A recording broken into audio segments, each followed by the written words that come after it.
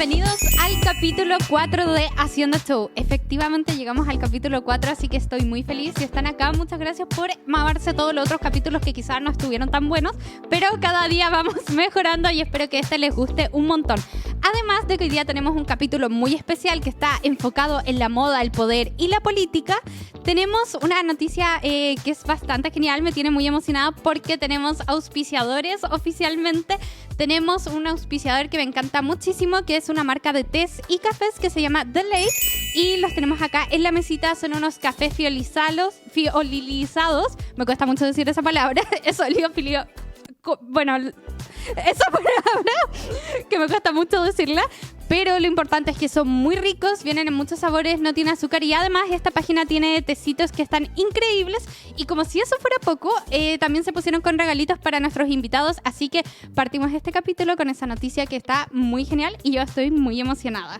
Vamos a ver si nos conseguimos algún código de descuento, sí, porque no me dieron ninguno, así que para que ustedes los puedan probar. Y partamos por lo primero, por la sección que tenemos todas las semanas, donde revisamos las noticias. Esto es En Vitrina, noticias fashionistas. Y partimos con algo que no ha dejado de generar polémicas quizá desde su inicio, y es que Shein está luchando ahora por limpiar su imagen.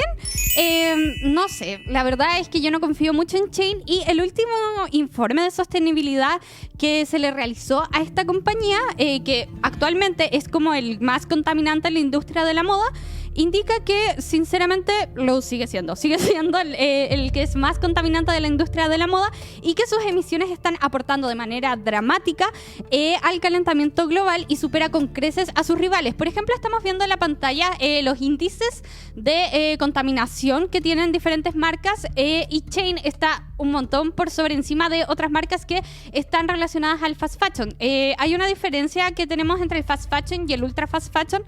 Shein corresponde al ultra fast fashion, por lo que sus contaminaciones son mucho más elevadas, y Inditex, que es como la marca que era antes líder del fast fashion, lo sigue, pero por mucho menos. O sea, la contaminación que ha hecho Shein en el último tiempo, creo que en los últimos 3 años, es mucho mayor a la que ha hecho Inditex en los últimos 10 años. O sea, lo que hizo Inditex en una década, Shein lo hizo en muy poquito tiempo. Luego lo sigue H&M y también Adidas. Ahora, yo siempre que hablo de Shein, la gente me dice, ¿pero qué tiene de diferente con Zara, por ejemplo? Y la verdad es que sí es diferente, porque el ultra fast fashion es mucho más rápido y mucho más contaminante.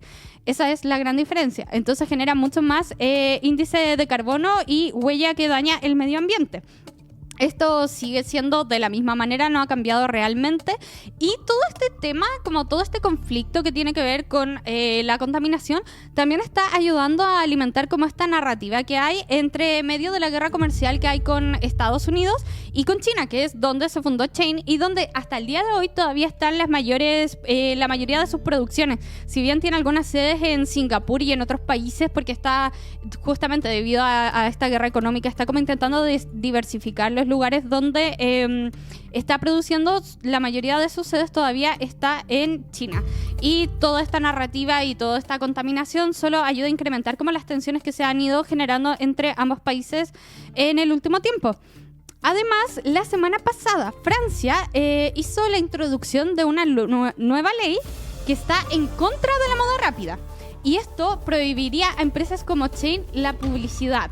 Y además impondría una multa, que es una multa de estilo impuesto, se llama multa de estilo impuesto al pecado, que sería de 10 a 11 dólares por artículo de productos que sean realmente contaminantes. Por ejemplo, si hay una prenda, una polera que es muy contaminante, a esa polera se le va a sumar un impuesto, que en verdad es una multa, de hasta 10 euros, que es un montón. O sea, si una polera te costaba 5 dólares, ahora te va a costar 15. No sé si funcione, pero yo espero que realmente ayude a frenar un poco como el consumo desmedido, sobre todo que se ve incentivado por los precios bajos de Shein. Además, ¿saben qué? La ropa que está hecha como de productos de mala calidad incluso tiene cosas que son dañinas para tu salud. O sea, ya no solo tiene que ver con una cosa de contaminación del medio ambiente, te puedes estar enfermando tú misma por estar ocupando prendas que son tóxicas. Así que muy mal. ¿Qué es lo que dice Shein respecto a esto? Porque Shein no ha estado exento de polémicas y no son tontos tampoco. O sea, ellos lo saben. Chain asegura, según ellos, que para finales de la década va a reducir las emisiones de sus propias operaciones en un 42% y que va a reducir las emisiones generadas por la fabricación y el transporte marítimo, que es donde se lleva, como que el transporte marítimo de estos productos es lo que genera más contaminación, y espera que en una década se reduzca en un 25%. ¿Será cierto? No lo sé. Y de hecho tenemos un gráfico que está por ahí, no sé si Jorge me lo puede mostrar, donde vemos justamente este. Es que esto es muy ridículo porque al lado de acá tenemos la emisión que hace Chain, la huella de carbono que está dejando, y en la parte muy pequeña tenemos como lo que él ha podido reducir. O sea, si comparamos, la verdad, sus intentos por reducir la contaminación son mínimos. Yo diría que lo triplican, cuatruplican, quintuplican la huella de carbono que hacen, así que de momento no está funcionando nada de lo que dicen, y yo creo que es un poco lavado de imagen todo el tema de Chain. Y también quería contarles algo. Saben que desde que empecé a subir contenido de moda, y particularmente desde que subí un video hablando mal de Chain me ha intentado extorsionar ofreciéndome un montón de plata a cambio de que haga un video sobre los outfits, pero no lo voy a caer, y si están viendo esto les voy a decir que no me voy a vender por ropa de mala calidad.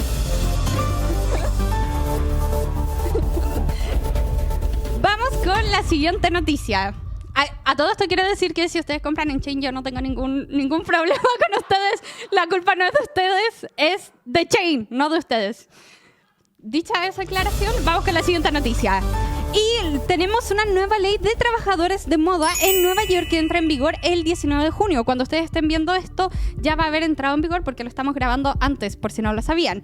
Esta ley es una ley que establece regularizaciones para un trato justo para las modelos, que incluye evitar que cobren tarifas injustas. Yo no sé si ustedes saben, pero la agencia de las modelos, la industria de las modelos es bastante difícil, y a las modelos les cobran, cuando una agencia las recluta, les cobran por el lugar donde viven, además de cobrarles tarifas muy elevadas, y ahora se presenta una nueva como complicación porque algunas empresas están empezando a usar los derechos de imagen de sus modelos para generar publicidades con inteligencia artificial. O sea, como tienen el derecho de imagen, generan imágenes con inteligencia artificial, y las chicas ni siquiera trabajan, lo cual es grave, es problemático, y gracias a Dios entró esta nueva ley en vigencia, que busca como poder resguardar un poco y hacer un poco más justa toda la industria de las modelos.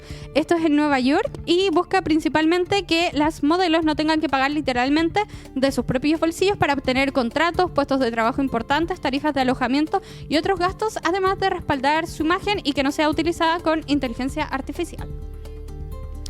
En otras noticias tenemos una que es bastante interesante, y si por alguna razón están en Nueva York, por favor pongan atención, porque Hermes acaba de lanzar un juego misterioso que está justamente ubicado en Nueva York, específicamente en el muelle 36 en el Lower East Side, y es un rompecabezas en vivo. O sea, es un pop-up, como una activación, pero está realmente a otro nivel. Cuando yo empecé a ver esto, que es muy reciente, esto de verdad es como una breaking news, aunque cuando salga el capítulo quizá no, porque va a haber pasado unos días, pero esto está así, recién es gratuito, y el juego es como un escape room. Consiste en diferentes habitaciones, son 6 habitaciones que están conectadas, y tienes 7 minutos por cada habitación para poder encontrar 5 caballos que están ocultos. Recordemos que Hermes tiene como toda una tradición que tiene que ver con la cultura ecuestre, entonces consiste en esto, y es gratuito, solamente te tienes que inscribir, y va a estar disponible hasta el día 29 de junio. Así que si de casualidad andan por Nueva York,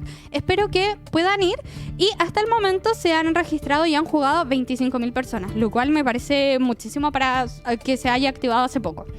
Y esas fueron las noticias de la semana. Y ahora vamos con una de mis secciones favoritas del programa, el ABCD de la moda, donde hoy día vamos a estar hablando del término power dressing, que tiene todo que ver con lo que estamos hablando el día de hoy. ¿Qué es el power dressing? Es la forma en la que se empezarán a vestir sobre todo las mujeres para conseguir todo lo que quieran conseguir en la vida, y es como estoy vestida yo el día de hoy. Tiene que ver mucho con el estatus y con la ropa, y sobre todo tiene que ver con los trajes que son sastres. Actualmente estamos en una época donde empezamos a ver cada vez más un poco este look, y es porque estamos en una época que es como de recesión económica. Entonces este tipo de trajes dan seguridad, ayudan a sentirnos proyectados, y además conectan con lo clásico. Hay muchas políticas que ocupan este tipo de vestimenta, sobre todo cuando ellas son las que se están postulando a grandes cargos. Normalmente cuando las chicas, por ejemplo, primeras damas, están acompañando a una persona que se encuentra en el poder, ocupan ropas más tradicionales, pero cuando se están postulando a cargos importantes, ocupan este tipo de vestimenta que es un poco más como, si se podría decir de alguna forma, masculina o asociada históricamente a los hombres. ¿Qué tiene de importante o cuáles son las características de esta ropa? Por ejemplo, tienen hombreras afiladas. ¿Qué son las hombreras como de este tipo que tienen relleno y te hacen ver como más proyectada?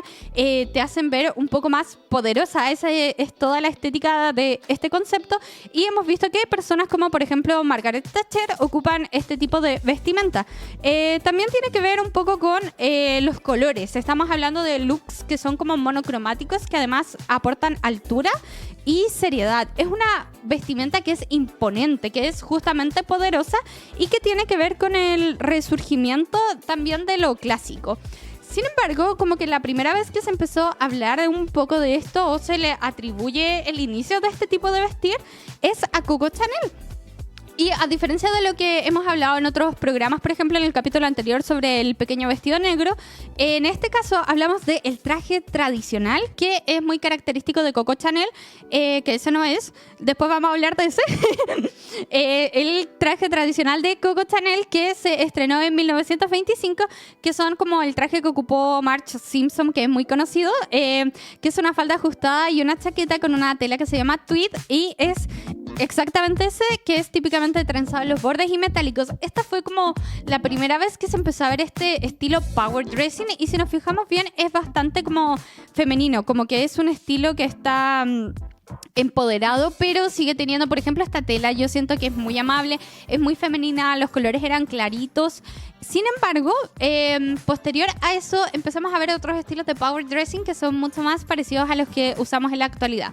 Este estilo y este concepto está muy vigente en el día de hoy, y yo creo que lo vamos a ir viendo cada vez más, que es un poco la apropiación de lo masculino, sobre todo en las mujeres, y de prendas que estaban destinadas exclusivamente a los hombres en un inicio. ¿Cómo vivíamos sin esto? Hoy día vamos a recordar y homenajear a Le Smoking de Yves Saint Laurent, que es uno de mis diseñadores favoritos. El Le Smoking es un traje que creó e introdujo y popularizó por primera vez Yves Saint Laurent, que es literalmente un genio, y era una declaración de guerra contra las normas del pasado, obviamente en la moda. Esta colección se estrenó por primera vez en 1966, que fue parte de la colección Otoño-Invierno de Yves Saint Laurent, y se presentó por primera vez en el mundo el traje de una mujer que incluía pantalones. O sea, quizás si esta colección no se hubiera presentado hasta el día de hoy, nosotras estaríamos usando faldas. O quizás se le hubiera ocurrido a otra persona, pero se le ocurrió a Yves Saint Laurent. Fue el primero en presentar pantalones en la alta costura. El traje fue llamado Le Smoking y fue inspirado en el tuxedo tradicional que usaban los hombres, sobre todo para eventos importantes. Este era un traje que tiene mucho que ver con lo que hablábamos recién, con el power dressing, que traía a la mujer liberación, que traía empoderamiento y que traía como... no sé, como que esto revolucionó muchísimo la historia de la moda. Fue una revolución muy grande porque nunca antes, sobre todo en la alta costura, se había visto este tipo de ropa.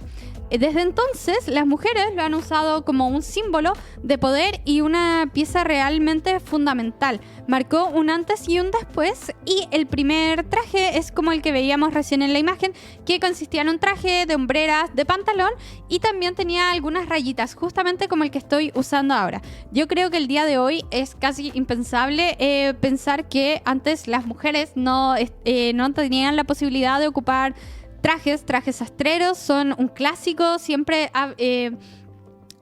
dan poder, son ideales para eventos, para formalidades, y se inventó en 1966 de parte de Yves Saint Laurent, que justamente más adelante vamos a estar hablando de él, no solo de su historia, sino que también les voy a estar recomendando un libro muy bueno de Yves Saint Laurent. Yves Saint Laurent también, aparte de inventar este traje y de popularizarlo, él democratizó un poco la moda porque empezó a hacer ropa que se llama prêt-à-porter, que es básicamente ropa lista para usar. Antes los grandes diseñadores hacían ropa que era exclusivamente como de alta costura. Uno lo iba a ver a los desfiles y tenías que esperar como comprarlo, lo tenían que hacer, te tomaban las medidas y tenías que esperar un montón. Además era mucho más costoso. Luego se inventó este término, esta manera de vender la ropa, que era ropa que estaba lista para que la pudieras usar.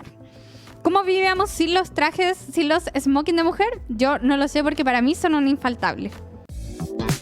Y vamos con la sección para muestra, un botón donde analizamos las últimas tendencias y te cuento de dónde vienen. El día de hoy vamos a estar hablando del estilo Old Money, que se ve muy viral el último tiempo y que parece ser el estilo que todas las chicas quisieran tener en este momento.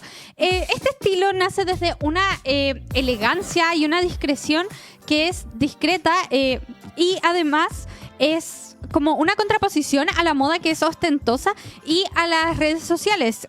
Actualmente con las redes sociales podemos ver mucho el lujo, podemos ver mucho las marcas y podemos ver mucho que hay más acceso a las cosas que son de lujo, sobre todo con la reventa y las falsificaciones. Porque gracias a las falsificaciones las personas pueden tener cosas que antes eran impensadas, como pulseras de lujo, carteras, bolsos, y realmente ¿dónde podemos saber que algo es como original o no?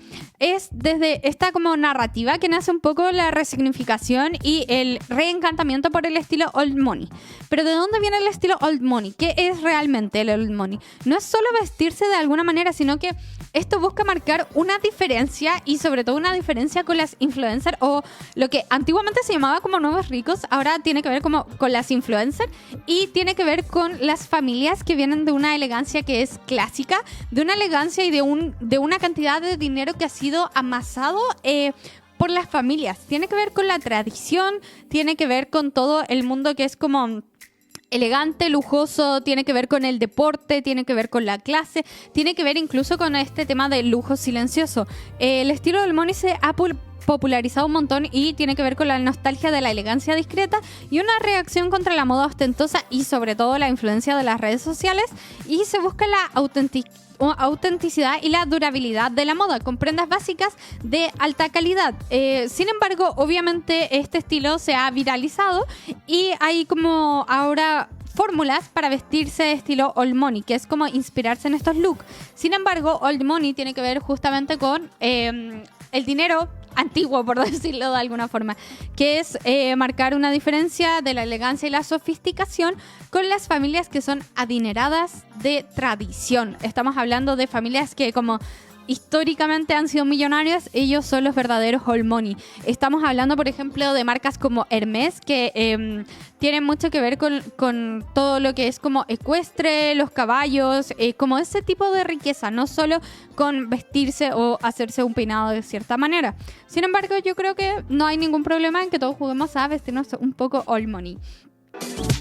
Y en Recomendando Ando, hoy día les traigo un libro que encontré espectacular y estoy hablando de El Mundo según Yves Saint Laurent, que es un libro que es muy ligero, es fácil de leer porque tiene muchas citas. Todas estas son citas, no es como un libro autobiográfico, sino que es un libro que tiene ilustraciones, tiene muchas citas y te ayuda a entender mejor la mente del diseñador. Es un libro que está dividido para poder entender el mundo justamente según Yves Saint Laurent, y está dividido, por ejemplo, en Yves Saint Laurent según Yves Saint Laurent, la moda según Yves Saint Laurent. Es difícil pronunciar el nombre de este diseñador. Otros aspectos que toca es el estilo, la alta costura, la elegancia, la mujer, los modelos, el color, los accesorios. Y es un libro que es bastante ligero, además es bonito. No sé si conocen el concepto de como coffee book, que es para ponerlo encima de la mesa. Es muy bonito, hay una versión muy grande. Y si les gusta este diseñador o están interesados en empezar a leer y no saben por dónde partir, este libro es ideal. Es del editorial Bloom y lo pueden encontrar en Contrapunto. Y en la sección Eras una vez en la moda, hoy día vamos a hablar justamente de Yves Saint Laurent.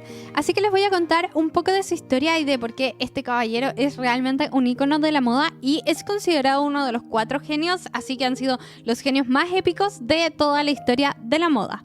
Yves Saint Laurent nació en el año 1936 en Oran, que es Argelia.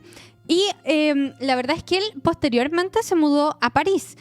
desde muy pequeño se empezó a interesar por la moda. Fue algo que venía con él, o sea, realmente su interés por la moda venía desde que nació, y una influencia muy grande fue su madre, que era muy elegante, coqueta, y fue su primera musa, que encuentro que es demasiado tierno eso. A los 9 años, de hecho, él ya sabía que quería... tiene una frase él, de hecho, que es como que a los 9 años soñó con que su nombre iba a estar escrito en fuego. Y hay varios como documentales que llevan un poco el nombre de Yves Saint Laurent, Fuego, esto es Fuego. A los 17 años fue cuando se mudó por primera vez en París para estudiar. Y no pasó desapercibido. Esta persona, desde que empezó a dedicarse a la moda, es que llamó la atención. Con 21 años fue elegido por el mismísimo Christian Dior como su sucesor. Que esto yo lo encuentro realmente impactante. Además, hablemos de que en ese tiempo Dior realmente era cheese the moment. Cuando Dior murió, que fue en 1957, Yves Saint Laurent tomó las riendas de la Maison o de la casa, y su primera colección salvó a la marca. Sin embargo, esto no duró mucho tiempo. Lo que pasa es que Christian Dior era mucho más tradicional y tenía todo esto de el new look, que intentaba como traer un poco de vuelta toda la pomposidad y la elegancia a las mujeres, además de que sus vestidos tenían como, bueno, el new look era una cintura muy pequeña y faldas muy grandes y no era tan funcional ni cómodo. Entonces, Yves Saint Laurent tiró una colección que cambió un poco con ese estilo y no fue muy bien aceptada. De hecho, fue demasiado cuestionada y hizo que finalmente lo obligaran a salir de la casa donde Dior, el mismísimo Dior, lo había dejado a cargo. Además, en 1960 lo obligaron a ir al servicio militar, que fue como la excusa perfecta para sacarlo del cargo de director creativo que tenía en ese momento. La presión lo llevó a tener una fuerte crisis emocional, y de hecho desde que él sacó la primera como colección, que fue la línea del trapecio, es que sufrió ansiedad por el resto de su vida. Lo cuenta de hecho muchísimo en el libro que estábamos hablando recién. Tras su traumática salida de Dior, Yves Saint Laurent creó su marca junto a su pareja y su socio. Y en algunos libros no se habla mucho de que él era su pareja, pero era su pareja y su socio. Y él se encargaba principalmente de toda la parte que era como más aburrida, por decirlo de alguna manera, o no tan creativa, que tenía que ver con la comercialización, el marketing y las cosas que son como más administrativas. Esta marca se creó en 1961 y fue entonces donde nació como Yves Saint Laurent, la marca tal y como la conocemos ahora. Esta marca, esta casa de moda, estaba enfocada en crear moda para mujeres fuertes, sexys, inteligentes, y no solo ropa, era casi un manifiesto. Y fue ahí donde vimos colecciones como el smoking, que empezó a vestir a las mujeres y marcó realmente tendencia. Además, Yves Saint Laurent transformó un poco cómo se veía la moda, porque empezó a hacer prendas pret-à-porter, que era lo que hablábamos delante, que son prendas que estaban listas para ser usadas. Fue el primero, además, en mostrar modelos que eran racializadas en pasarelas y en mezclar la cultura pop con la alta costura. Si bien a él no le gustaba mucho viajar, sí como que su moda siempre estaba muy llena de inspiraciones de muchas partes del mundo. También Yves Saint Laurent como que era una persona muy atormentada. O sea, si bien él brillaba en la moda, su vida personal había mucha oscuridad, tenía depresión, adicciones, un mundo lleno de excesos, y como les mencioné recién, la ansiedad realmente era un tema muy, muy fuerte en su vida, y lo menciona varias veces en el libro de El mundo según Yves Saint Laurent. Él siguió creando colecciones hasta el año 2002, cuando decidió retirarse con un gran desfile final, que fue una despedida elegante y emotiva, y fue muy bonito, la verdad. Yves Saint Laurent falleció el año 2008 en París, lo cual yo iba a decir que no fue hace tanto, pero fue ya hace casi 20 años, un montón de tiempo. Como pasó el 2008, fue hace mucho tiempo. Estoy vieja. Pero bueno, su trabajo transformó la moda, y no solo eso, sino que empoderó a las mujeres, y también como que hizo que pudiéramos usar prendas que hoy día son un infaltable, como lo que estábamos hablando de el smoking, que ahora son como los blazers, los clásicos blazers de oficina. Su marca hasta el día de hoy sigue muy viva. Yo creo que es una de las marcas más codiciadas, y los bolsos son demasiado bonitos. Es una marca viva, sexy, provocadora, pero a la vez yo creo que es muy elegante. Y esa es la historia muy resumida de Yves Saint Laurent, que es uno de los más grandes genios creativos de la moda. Y como el día de hoy estamos hablando de moda, poder y política, tenemos una entrevistada espectacular que yo admiro un montón. Nada más y nada menos que la periodista Andrea Aguilar, conductora internacional de TVN y Frontera Global en 24 horas. Y ya se encuentra con nosotros en el estudio. ¿Cómo estás? Estoy muy emocionada de estar acá contigo. Ay, muchas gracias por venir. Yo estoy muy feliz. Y con ella vamos a estar hablando un poco de las mujeres en la política y también, sobre todo, de las mujeres que ocupan cargos al lado de los hombres que están en el poder. Cuéntame un poco tú, como periodista internacional, ¿cómo ves esto? ¿Ves alguna similitud, algo que se repita? ¿Cómo son las mujeres y cómo se visten? Mira, realmente hay una exigencia mucho más marcada sobre las mujeres que acompañan a hombres que ocupan el poder. Tenemos ejemplos muy claros ahora.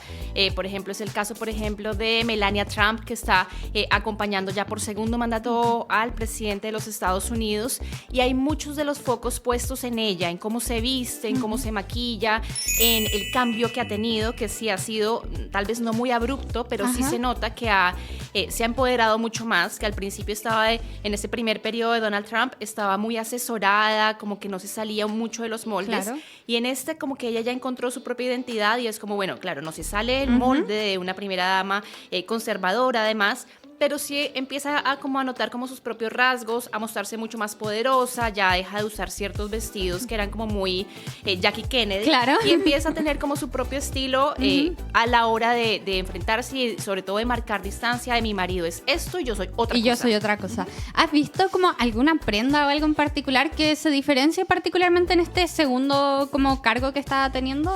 Yo diría que sí, en el retrato que le hicieron el primero, digamos como de la presidencia, se ve con un sastre que es como negro y en una posición como de más autoridad. No es como soy la sombra de mi marido, sino tengo una voz propia, tengo tal vez una agenda propia, aunque ella nunca ha estado muy interesada en la política. Claro. Pero sí es como, yo soy distinta, no me comparen, no soy igual. Incluso ella ha marcado diferencias con las políticas de su marido. Dice, no tengo por qué estar de acuerdo con él en todo. Claro. Que eso ha sido un punto muy importante. Y bueno, ella es como el ejemplo tal vez más reciente, pero tenemos otras primeras damas, como en su momento lo fue, por ejemplo, Michelle Obama, que también la vemos redescubriendo completamente su estilo. Cuando era primera dama durante ese periodo, que fueron 2 periodos consecutivos de Barack Obama, era muy lo que se esperaba de una primera dama, ¿no? Y aparte de eso, ella tenía tal vez un desafío adicional, que era encajar dentro de un molde de primera dama afroamericana, la primera afroamericana en la historia de Estados Unidos. Había mucha presión sobre ella. De hecho, ahí estábamos viendo una foto y algo que me ha sorprendido harto de su cambio, como que es muy potente la historia que tiene ella con la moda, es, por ejemplo, su cabello. Como que veíamos un cabello mucho más normado, de acuerdo a las normas como de la sociedad, ya no solo de que es ser mujer, sino un cabello liso, siendo que ella justamente no es su forma natural del cabello y ahora se ve mucho más revelado y creo que va a sacar un libro, ¿no? Sí, justo en noviembre sale ese libro que se llama The Look y que además es como una transición de cómo ella empieza a ser lo que tú mencionabas al principio, ¿no? Una mujer que acompaña a un hombre que ocupa cargos de poder. Claro. Entonces, cuando Barack Obama se lanza como senador, ella empieza como este recorrido a encajar en un molde de esta mujer que acompaña a su marido. Luego, cuando él es presidente en estos 2 periodos, y la vemos justamente ahí, es muy normada, sobre todo, y tú tocas un tema fundamental que me encanta y es el tema del pelo. Sí. Porque realmente el pelo es un tema fundamental de las raíces afro y de lo que significa ser afroamericano en Estados Unidos. Y ahí se ve cómo ella trata de alguna forma de encajar en ese molde del pelo liso. Y cuando ella sale de la Casa Blanca, empieza este camino hacia redescubrir su propia identidad. Y sus propias raíces, claro. Claro, que de hecho el libro va a versar sobre eso, como que van a hablar sus estilistas, sus maquilladores, de cómo ella fue descubriendo todos sus estilos. Son además como las fotos, creo que tiene como 200 fotos este libro. Genial. Y la idea es como ella va haciendo como este camino y cambia de alguna forma de esos vestidos muy tubo o muy clásicos, ¿no? Clásicos hacia descubrir su propio estilo, pero es algo que ella no puede hacer hasta que no sale de la Casa Blanca. Bueno, ahí vemos una foto un poquito más actual en donde ya ella le da rienda suelta a su pelo afro, que además es precioso. Claro, y cambia completamente la actitud. Sí. Ella siempre ha sido muy poderosa a nivel de discurso. Entonces ella siempre la ponía, por ejemplo, en las conferencias demócratas como una de las principales oradoras, porque ella es muy potente potente a nivel de discurso. Pero acá además como que encuentra su identidad y ya no teme decir como no, yo no soy esta señora del pelo liso, pelo corto. No, además se ve mucho más joven. Claro. Sí. Completamente. Y ahora, de hecho, tiene como casi, no son rastas, son como unas trenzas. Unas trencitas. Y ella como que, de hecho, también partió un podcast hace un par de meses, o creo que hace ya años, que tiene con su hermano y en donde ella aborda muchos temas de lo que ha sido redescubrir su voz después de que su marido dejó la presidencia. Claro. Y de hecho, este año ha estado muy marcado por esas polémicas de si se van a separar o no los Obama, porque ella no lo acompaña a todos los eventos que debería estar. Y ella simplemente hace poco como que en sus redes sociales decía como yo estoy descubriendo mi voz y es como muy potente el hecho de que la sociedad te juzgue porque tú no quieres solamente verte acompañar. Claro, y es como no pasa nada en mi matrimonio está bien, solo que yo descubrí que no quiero estar en algunos lugares y que quiero priorizarme. Entonces creo que eso también es muy importante. Mira, por ejemplo, ese look que estamos viendo ahí es totalmente impensado quizá en los otros tiempos de primera dama, pero a mí me encanta y me gusta mucho. Algo que me llama la atención es que ahora está ocupando hartos trajes y bueno, en el programa justamente antes hablábamos del empoderamiento de las mujeres a través de los trajes sastres que antes estaban como destinados exclusivamente a los hombres, y yo siento que a excepción de cuando quizás las candidatas van como postulándose a ellas mismas, el uso de trajes no es tan común. Mira, realmente, claro, cuando la mujer como que ocupa la posición de poder y ya no es, yo creo que va a sonar un poquito feo lo que voy a decir, pero ya no es como el accesorio del hombre que ocupa el poder, sino efectivamente es ella la que va a ser o candidata o vicepresidenta o presidenta directamente. De alguna forma como que la industria y el tema de la moda también trata como de masculinizarla de alguna forma. Como de que tal vez no tiene ese mismo poder, si tiene como un vestido y se ve mucho más débil en teoría. Como femenina. Así se ve con un traje que es, por ejemplo, lo que ha pasado con las líderes europeas. Ahora la presidenta de la Comisión Europea, que es Ursula von der Leyen, tiene un estilo muy de traje, tal vez un par de vestidos, pero muy normados, muy de colores, un solo color todo el traje, muy sobrio, nada de como diseñadores rimbombantes, porque además, claro, representan un liderazgo y de alguna forma se les mide con otra lupa. Sí. Que era lo que pasaba también con Angela Merkel, que todo el mundo decía, no, es que ella es como aburrida para vestirse, parece así como un estilo. Claro. Y no, realmente Angela Merkel como que siempre apostó por ser mucho más sobria, por estar más cómoda. Ella decía, no me interesa realmente la moda, me interesa estar cómoda, y usaba como diseños muy de Armani, como muy de un solo color. Y vimos lo mismo que pasó, por ejemplo, con Kamala Harris, que estaba siendo candidata a la presidencia el año pasado, y la veíamos también el mismo traje de color oscuro, nada de colores demasiado claros, que de hecho cuando ella fue la primera vicepresidenta, también afroamericana, en este caso afroasiática, porque también tenía algunas raíces distintas, tenía también el tema, por ejemplo, de la revista Vogue, esa primera portada que le hace. Es una portada que causa algún tipo de polémica en Estados Unidos porque ella aparece como con Converse, riéndose, como muy más informal. Y de alguna forma la gente leyó que Vogue había jugado sucio y la había querido hacer mostrar como no tan seria como debería. Porque como, de hecho, si no fuera capaz, quizás. Claro, y entonces como que a ella le habían tomado una serie de fotos y ellos nunca conversaron con la campaña de Kamala Harris cuál iba a ser la foto de la portada, y fue como una sorpresa para ella, porque claro, había otra foto donde ella estaba como con su traje muy, muy de diseñador estadounidense, con su pinchecito así como de la bandera de Estados Unidos, y escogieron como la foto oficial y no la foto más desordenada, y como que no, eso no era lo que se quería transmitir en ese momento, y se cuestionó desde ese punto también. Bueno, en cuanto a Vogue, ella no es la primera persona que aparece en una portada. Tenemos el caso de Zelensky, que también apareció en la portada de Vogue, y eso enmarcaba igual en los conflictos armados que estaban ocurriendo con Ucrania. ¿Cómo se ve eso desde el periodismo internacional? ¿Qué mensaje crees que transmite? Mira, yo creo que hay dos casos que son emblemáticos. El que tú tocas, que es el de Olena Zelenska, que es la esposa de Volodymyr Zelensky. Es una sesión de fotos que le hace además Annie Leibovitz, que es como la gran fotógrafa además, pero que además al menos desde el tema internacional, se percibe como un poco frívolo. Porque Claro. habían pasado muy pocos meses de la guerra y ella aparece, por ejemplo, con trajes, sí son de diseñador ucraniano, sus maquilladores son ucranianos y todo esto, y hubo como una preocupación por la estética, Ajá. pero había gente realmente que estaba muriendo. Sí. Y ella aparece en la portada de Vogue de alguna forma como abrazada por Zelensky, muy, o sea, maquillada. Cuando había, incluso cuando se mostraba con las soldadas ucranianas, se veía Sí. ella como con un abrigo precioso. Sí, muy un abrigo ucraniano será. azul, me parece. Ahí estamos Sí. viendo como la foto. Entonces, si tú ves esa foto en medio de un conflicto en donde están muriendo miles de personas, en donde está, aparte Ucrania, pasando por un tema súper traumático, Claro. de que todos los hombres tenían que quedarse ahí para defender a su país, es un conflicto que se ha extendido ya por 3 años. Entonces, ver como a la primera dama como posando para Vogue Claro. era potente y muchos dijeron que era muy frívolo. Y ella, bueno, se le mostraba también como en el Palacio Presidencial, al lado como de suministros, pero se veía todo, por más que era muy Annie Leibovitz, Ajá. era todo muy, muy frívolo para ese momento. Claro, sí. Porque estamos hablando de esto de 2022. La guerra parte en febrero, la sección, o sea, como que esta sesión de fotos es en julio. Ha Es pasado- demasiado pronto. es muy cercano, sí. claro.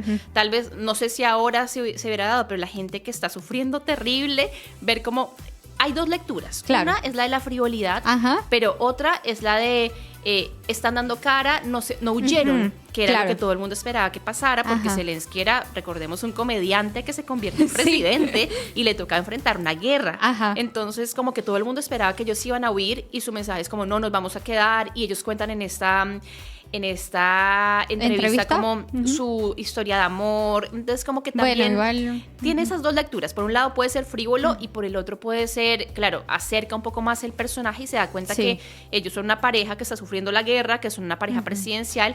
Ahí estamos Sí, viendo esa justo, es la imagen. se ve ella como muy fuera de lugar. Sí. En un lugar que está bombardeado, hay mujeres soldadas como O sea, atrás de ella. Claro, igual estamos hablando de que esto no es un set. O sea, las fotos se hicieron en un lugar real donde estaban siendo bombardeados, donde hay gente muriendo. Pero claro, por otro lado también se puede ver como una manera de visibilizar la guerra, el conflicto, pero creo que siempre está como esa discusión. Además, igual vemos hombres en revistas, quizá no en Vogue, pero los hombres siempre están apareciendo en revistas. Creo que muchas veces son más críticos con las mujeres, ¿o no? Completamente. Y aparte como que, no sé, el hecho de poner a una mujer que está en medio de un conflicto como portada, trata como de suavizar la imagen del gobierno. Claro. Que eso lo vimos también en 2011, cuando antes de que estallara la guerra en Siria, ponen a Asma al-Assad en la portada de Vogue y la ponen con un titular que recuerdo todavía mucho, que era como una rosa en el desierto. Claro. Y esto fue antes de que estallara la guerra y de que se descubriera, claro, que el régimen de Bashar al-Assad, del marido de ella, era un régimen brutal que encarcelaba, que torturaba. Entonces ella siempre había sido muy occidentalizada, era Ajá. como de la alta sociedad siria, pero además siempre vestía con ropa de diseñador, siempre pendiente como de las necesidades como de los niños, así como Claro. una suerte de Lady Di, si Ajá. cabe la comparación siria. Ajá. Entonces el hecho de darle portada a la mujer de un dictador meses antes de que estallara la guerra, y no era nuevo que Bashar al-Assad era un régimen brutal antes de la guerra. Claro. Entonces como que siempre se pone como esa figura femenina para tratar de suavizar al hombre que comete los errores y al hombre que hace la guerra y que es brutal en el trato, digamos, con la gente de su propio país. Claro, finalmente se ocupa como la moda, la belleza y las portadas de estas revistas, que además las leen muchas mujeres, como un accesorio al final, como que Absolutamente. están utilizando a la mujer para suavizar la guerra o quitar un poco el foco de lo que realmente está pasando, y la verdad me parece muy mal, porque es diferente cuando vemos mujeres que son poderosas o que por alguna como área son destacadas y forman parte de las portadas. Es como una sensación muy diferente. Ahora la moda siempre como que tiene ese como carga de ser tratada de frívola, pero siempre yo siento, no sé, quizá me equivoco, que se mandan mensajes, obviamente, con los atuendos que ocupan los poderosos y los que están en el poder, ¿o no? Los políticos. Completamente. Yo creo que, por ejemplo, que lo hablábamos antes de iniciar el Ajá. capítulo, el hecho de que Melania Trump haya usado como diseñadores estadounidenses y que ahora esté como poniendo esa impronta de acá todo es estadounidense, es seguir la misma línea que tiene su marido como prioridad, el hecho de poner primero a su país, primero a Estados Unidos, de hacerlo grande de nuevo. Entonces ya no, aparte que acá hay algo bien importante y es que a la mujer de alguna forma conservadora, como es el caso de Melania Trump, no se le critica tanto como a una mujer progresista o de izquierda el hecho de que use ropa de diseñador, porque se asocia que el capitalismo viene con ciertos beneficios de clase y que ella, por ser una mujer rica, puede usar ropa de diseñador. Pero acá en todo esto, claro, ella empieza a apostar solamente por diseñadores estadounidenses. Y eso apoya el mensaje de su marido, que es lo mismo, por ejemplo, que hizo su hija Ivanka Trump, que de alguna forma ahora la vemos más alejada, pero ella siempre ha sido como un ícono de las típicas tradwives, del hecho de que de ese retorno al conservadurismo que se está viendo en tantas partes del mundo, y en donde ellas son unas representantes claves de esto. Entonces, como volver al valor conservador, a esa estética muy rubia, muy blanca, como este es a Estados Unidos, y acá en Estados Unidos lo afro no está, lo latino no está, lo latino es asociado ahora a la migración, a prácticamente la delincuencia, y acá los estadounidenses somos así gringos, lindos, de clase alta, con este tipo de diseñadores. Incluso antes en todo esto como que ha habido como una pugna entre la industria de la moda en Estados Unidos, que siempre ha sido de valores, al menos de dientes para afuera, mucho más progresista. Entonces hicieron toda una campaña, por ejemplo, por Kamala Harris, por los demócratas, y cuando se dieron cuenta que no funcionó, finalmente, obviamente no se iban a negar a vestir a Melania Trump. Y aparte por un tema también arancelario, ninguna de las marcas de lujo quería verse impactada por la política arancelaria de Trump. Entonces como que hay un juego en ese tener la moda como un mensaje también, el hecho de decir, bueno, yo me he visto de esta forma porque represento el ideal, pese a que ella también es migrante. Es el ideal de mujer como alta, rubia, y así somos Estados Unidos y nuestros niños son de esta forma. Y también la misma lógica, si tú ves la familia de Trump, es una familia muy hegemónica visualmente, porque todos sus nietos son de esa misma forma. Su nieta Kai, que además es como la que está ahora como en las redes sociales, es una niña además, bueno, preciosa, pero ese mismo prototipo de mujer alta, delgada, vestida de diseñador, y sus hijas son así, y las amigas de sus hijas son así. Entonces como que ellos dan como esa imagen al exterior de este es el promedio del estadounidense. Ahí vemos justamente justamente a la familia, y son muy, muy norteamericanos. Al menos la idea que ellos tienen de lo que es ser norteamericano, porque Norteamérica es enorme. Y el hecho de, por ejemplo, todas son como mujeres muy normadas, y los medios que están alrededor de ellos, que es por ejemplo la Fox News, que es una cadena súper conservadora, tú ves el prototipo de presentadora de ahí y todas son iguales, vestidas de la misma forma, igual de rubias. Incluso un cambio potente en la portavoz de la Casa Blanca, que es la más joven en la historia de la Casa Blanca, que es Caroline Leavitt, que además también rubia, como del mismo prototipo, muy distinta, por ejemplo, a Karine Jean-Pierre, que era la que era la portavoz del gobierno de Biden, que ahora ya no quiere saber nada del gobierno demócrata, pero claro, ella era muy distinta, y eso también es potente, el hecho de la figura, porque la portavoz de la Casa Blanca es la que finalmente responde a los periodistas. Y en el caso de Karine Jean-Pierre, era además una mujer afroamericana, abiertamente LGBT, entonces había toda una distinción frente a la tradwife que tenemos ahora como portavoz de la Casa Blanca. Sí, de hecho, últimamente, sobre todo en redes sociales, se ha como avivado como emoción y aspiración, yo siento un poco, a todo el estilo como all money, clean look, y creo que tiene mucho que ver con como toda esta corriente más de derecha que estamos viviendo, y sobre todo porque justamente hoy día leía que tiene que ver con que la tradición como de estas marcas no la puedes comprar, porque son como... Vengo de una familia que ha amasado dinero por décadas, o en el caso de Donald Trump, yo soy estadounidense, y es algo que al final no puedes comprar, y ahora que hay harta falsificación, hay harto acceso quizá al lujo, es como que esos valores se están intentando, como, no sé, enaltecer. Y aparte de eso, claro, yo estoy muy de acuerdo con esa línea, pero por ejemplo, también uno se da cuenta que no solamente las mujeres son objeto como de esa frivolización, Ajá. si se quiere. Acabo de recordar como ese episodio muy tenso que tuvieron Zelensky y Trump cuando Zelensky fue a la Casa Blanca. Ajá. Y de hecho uno de los periodistas, que ahora son como puros medios conservadores y afines al gobierno, los que pueden hacer las preguntas, al menos las principales, y uno de los periodistas muy conservadores le dice casi que si no le daba vergüenza ir a la Casa Blanca sin traje. Entonces como que era el hecho de que es un hombre que finalmente nunca ha cambiado su estilo, porque Claro. desde que empezó la guerra lo hemos visto con el mismo, no sé, el típico buzo así, con negro o verde militar, y así mismo fue a la Casa Blanca. Él nunca se ha puesto un Claro. traje, que es también una forma potente de decir, mi país está en guerra, Sí. ergo yo no me voy a poner una corbata para ir a verte. Ajá. Entonces, como que ese tipo de gestos que se le hacen cuando, por ejemplo, Elon Musk, que era este magnate que estaba con Trump hasta hace un par de Que se de pelearon días hace que se poquito. pelearon, siempre estaba como onda polera, con un jean y una Sí. chaqueta, y nadie le preguntaba por qué no te pones traje traje. para estar en el salón oval. Entonces creo que eso también se ha leído de esa forma, y los hombres también dan mensajes potentes. Si hablamos de mensajes potentes, por ejemplo, de Trump, cuando asiste al velorio o al funeral, mejor, del Papa Francisco, Ajá. este hombre va vestido de azul.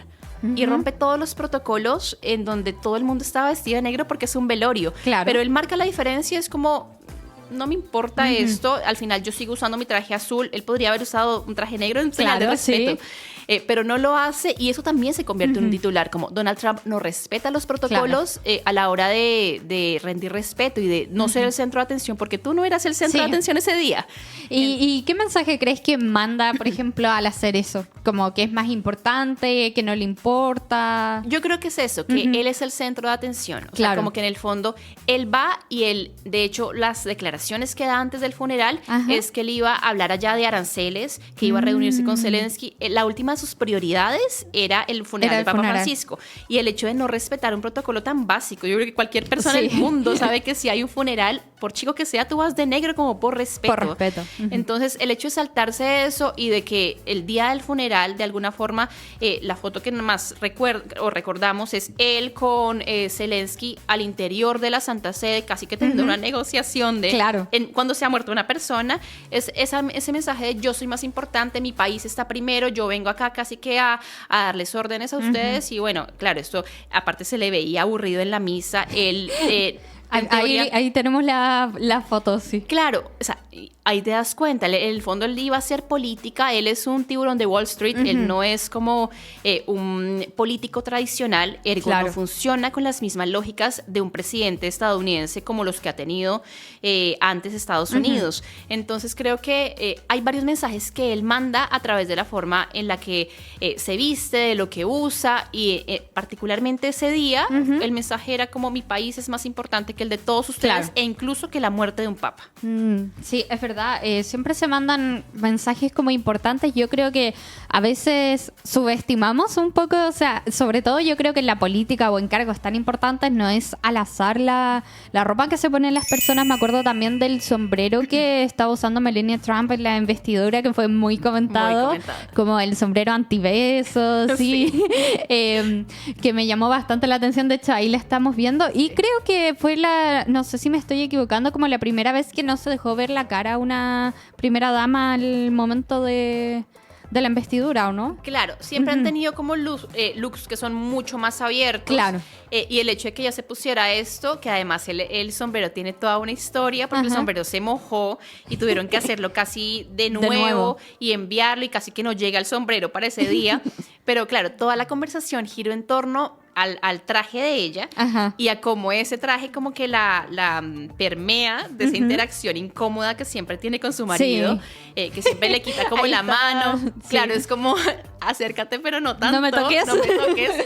Entonces siempre se ha dicho, además, esto es completamente, digamos, de elucubración y de gente que ha dicho esto, y es que efectivamente entre ellos hay un matrimonio como muy arreglado, ¿no? Claro. De alguna forma en donde no se ve como esa interacción un poco más sincera que se veía en otras parejas presidenciales, si vemos por ejemplo en los Obama o Claro. en los Biden, que se ve como esa naturalidad, cariño. como ese cariño. No, acá todo se ve muy estudiado, cada movimiento es muy estudiado, ella siempre se ve espectacular, y se ve perfecta y siempre muy bien puesta, y uno no se la imagina. Y ahora que, bueno, tú decías, la ropa nunca es como al azar. Como al azar. Me acabo de acordar de un look de Melania Trump que fue muy cuestionado porque fue a ver un tema fronterizo y como que el mensaje de su chaqueta era como que nada importaba, ¿sí? Entonces como que era muy raro que fuera... Muy raro. Sí, como al final esto no es prioridad para mí, ni para mi marido, ni para nuestro gobierno. Claro. El tema fronterizo es un tema de seguridad, no es un tema humanitario para ellos. Entonces yo creo que siempre se va permeando esa misma lógica, el hecho de que cuando ocupas el poder das mensajes a través de la moda, así. O sea, no creo nunca que la moda sea como de justo esa chaqueta. Sí, ahí está. Justo, el mensaje que tiene por detrás la chaqueta es un mensaje como que no le importa nada en el fondo. Claro. Y además igual está con un look muy relajado, muy como, no me importa, es un trámite. Exacto. Sí, yo creo que nunca, y además eso o sea, no me imagino que nadie de su equipo se haya dado cuenta de lo que decía la chaqueta. Ahí está. Mira, realmente no me importa, sí. La verdad es que igual el gobierno de Trump y Melania han sido bastante cuestionados y algo sí que me gusta es que ahora recordamos, por ejemplo, el día de la investidura, al menos yo lo recuerdo mucho por el look que estaba usando Melania más que las otras cosas que pasaron. Y creo que eso igual es un mensaje potente. Otra cosa que te iba a preguntar es que tú estuviste cubriendo todo el tema de la muerte justamente del Papa y ahí los colores igual tienen un significado, ¿no? Sí, eso es muy, bueno, es muy entretenido porque realmente como que la Iglesia Católica tiene mucho de tradición y mucha de la tradición está asociada a momentos eclesiásticos puntuales. Entonces, el hecho de que los cardenales se vistan de morado porque es una señal de luto, también el hecho del rojo, que es el sacrificio. Entonces, como que visualmente era una escena preciosa porque además era como muy coreografiada porque están todos vestidos de la misma forma, se sientan en distintas partes como de la Santa Sede. Entonces, creo que mucho de eso, y también si hablamos como del tema del Papa, ahí estamos viendo como la estética es preciosa si uno la ve, porque es muy uniforme, pero por ejemplo también a la hora de los papas, la forma en la que se viste un papa habla de cómo va a ser él. Entonces, de alguna forma, como cuando estábamos esperando que se asomara el Papa que iba a ser León XIV, había mucha expectativa claro, cómo se iba a llamar, porque el nombre da como una pista de para dónde va su pontificado, si es un reformista, si es más conservador. Pero si hay algo que te dice cómo va a ser un Papa, es la forma en la que se presenta. Entonces, cuando salió el Papa Francisco hace 13 años atrás, él salió con una sotana blanca y con una crucecita, no quiso usar los zapatos rojos durante su pontificado, nunca quiso usar como el traje que tiene encima. Y vimos que cuando salió el Papa León XIV, de alguna forma fue como un retorno a esa iglesia más conservadora. Mira, ahí lo estamos viendo. Entonces tiene como toda su indumentaria que es mucho más, o sea, yo soy el jerarca de la Iglesia Católica, yo tengo este poder, yo no soy un cura cualquiera, pese a que siempre, claro, el mensaje del Papa Francisco era como que ellos tenían que ser como obispos, como con olor a oveja, decía él. Entonces él era como, sí, yo puedo ser como en la misma línea con algunas cosas de Francisco, porque él es mucho más conservador que Francisco, pero yo quiero retornar también y reconciliar la iglesia, y el hecho de salir con su traje rojo, con su cruz dorada, eso te mostraba que era un papa mucho más conservador de lo que teníamos, y con mucho más respeto por las tradiciones de la iglesia de alguna forma. Claro, es curioso cómo estamos viendo justamente en la política, en la iglesia y en la ropa como esta vuelta a lo tradicional. No solo, por ejemplo, ya hablando como de lo que es más evidente, que es este look old money o lo que estaban usando los presidentes, sino también, por ejemplo, en la iglesia. Creo que es como súper potente y muchas veces la moda o la forma de vestir nos puede decir o leer un poco el panorama, y eso me parece muy interesante a mí. Sí, yo creo que en el fondo, creo que la iglesia también cumple como ese rol de interpretar las señales de sus tiempos. Claro. Entonces creo que cuando llega el Papa Francisco, él lo que interpreta es que hay una iglesia que está completamente desconectada de la realidad de la gente, que de alguna forma se había aislado, porque recordemos que Benedicto XVI era un papa muy conservador, muy estudioso, muy hacia adentro, además alemán, entonces con una personalidad muy distinta. Y cuando llega él lo que hace es decir, no, la iglesia tiene que ser otra cosa. Entonces la iglesia tiene que estar abierta a la población LGBT, a los divorciados, a todo esto. Y eso causa como un cisma al interior de la iglesia católica porque hay una corriente que no está de acuerdo con eso. Y aparte que hay un tema que yo siempre he pensado y es como a los católicos o a la iglesia católica siempre se le exige estar como acorde a los tiempos y se le exige como digamos, abrirse a ciertos públicos, a ciertas realidades, que es algo que no se le exige a ninguna otra religión. Tú no ves en el Islam la gente teniendo como esos debates sobre eso no se toca. En el judaísmo tampoco. A ninguna otra religión, aparte del catolicismo, que además tiene 1.400 millones de fieles, se le está cuestionando permanentemente porque no se adapta a los tiempos, porque las religiones son otra cosa que no tiene que ver con eso. Sí, es bastante interesante. Nos queda poquito tiempo, pero antes de que nos despidamos me gustaría saber, ¿hay alguna personalidad política o internacional de cualquier época que sea tu favorita en su manera no solo como de expresar sus ideas, sino también de vestir a alguien que tú digas, para mí esta persona es potente? Bueno, aparte de Michelle Obama, que en verdad tenemos un crush con Michelle Obama, a mí me encanta, más que por su manera de vestir, Jacinda Ardern, que era la primera ministra de Nueva Zelanda, porque siento que ella también cambió un poco la lógica de lo que significa ser una mujer en el poder, porque a una mujer siempre se le, cuando lo que hablábamos al principio del podcast, se le insiste como ser más masculina para tomar más decisiones y ser más imponente y entonces no llorar y no ser tan como sensible, y ella tuvo, digamos, como muchos gestos durante su gobierno, y de hecho lanzó un libro hace poco también, en donde dice que para ser líder no necesitas no ser empático, como que el liderazgo también se ejerce el poder a través de la empatía con los demás. Entonces ella siempre, no sé si algo le emocionaba, ella lloraba, ella fue madre mientras estaba en el poder también. Cuando hubo un atentado muy duro en Nueva Zelanda, aparte inédito porque es un país donde no pasan estas cosas, contra la comunidad musulmana, ella tuvo un gesto precioso de ir como a saludar a esa comunidad y de tener todo el respeto de ponerse, por ejemplo, de cubrirse el pelo e ir y abrazar, y se le veía genuinamente emocionada. Entonces creo que para mí ella es como un ejemplo de cómo puedes ser mujer, puedes ser empática y puedes como realmente dar un mensaje estando en el poder sin tener que masculinizarte ni subvertir la lógica propia de ser femenina de alguna forma. Bueno, muchísimas gracias por estar acá el día de hoy. La verdad es que la conversación me encantó. Estoy muy, muy feliz de que podamos abordar todos estos temas. Eres muy seca. Y antes de que te vayas, quería darte un regalito que tengo por acá. Ay, ¿por qué eres tan romántica? Espera un poco. Ya, tenemos este regalito para ti, que son cafecitos y tecitos. ¡Ay, qué rico! Como me forma encanta. de agradecerte por estar acá en el programa. Además, por el invierno van a estar perfectos. Están perfectos. Y muchas gracias por la conversación, por la amistad y por todo. La verdad es que siento que hoy día aprendí mucho y espero que la gente que nos está viendo también haya aprendido muchísimo. Y lo pueden ver en TVN. Bueno, gracias a ti por invitarme. Yo quiero también decirte que estoy muy orgullosa de ti, como que en verdad estoy muy emocionada de estar acá, porque además sé todo lo que te ha costado armar este espacio, armar este podcast, así que estoy muy orgullosa como amiga y también como profesional de ti. Muchas gracias. Y bueno, eso es todo por hoy. Nos vemos en el siguiente capítulo.